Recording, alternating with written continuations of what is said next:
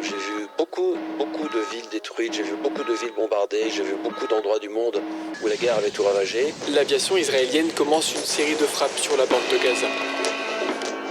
En 24 heures, Israël et la bande de Gaza basculent dans une guerre d'une extrême violence.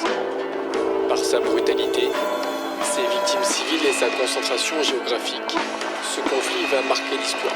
Les mêmes images de désolation, ruines, victimes, blessés, déplacés, c'est la guerre à l'ancienne, sur terre, en mer et dans les airs, mais aussi la guerre version 21e siècle. Des drones, des attaques cyber, des opérations de désinformation, la bataille de l'opinion mondiale.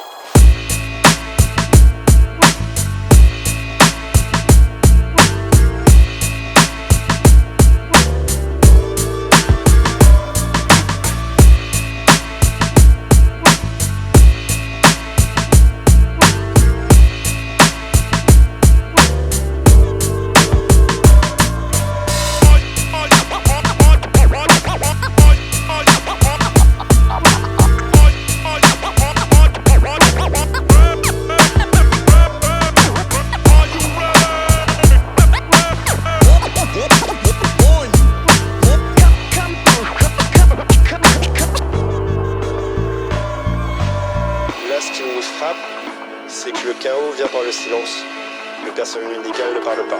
Le personnel médical est en train de ramasser des sacs mortuaires, donc c'est un silence de deuil en fait, c'est un silence de deuil.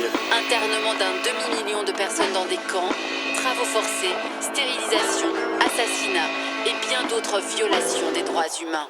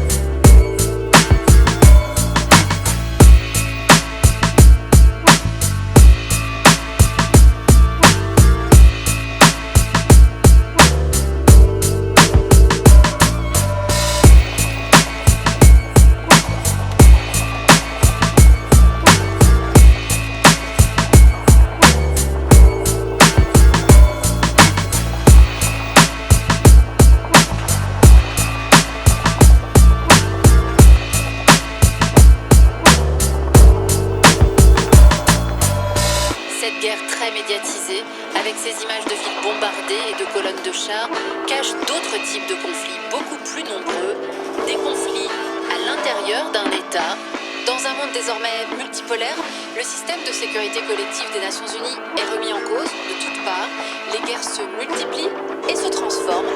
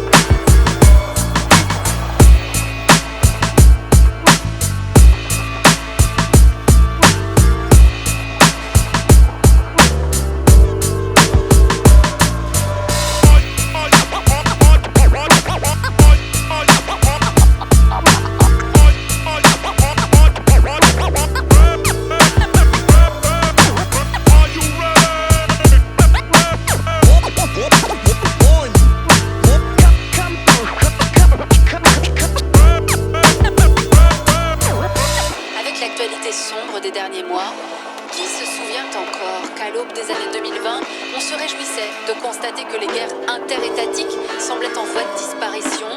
La paix n'est rien d'autre que l'intervalle entre deux guerres. La paix n'est rien d'autre que l'intervalle entre deux guerres.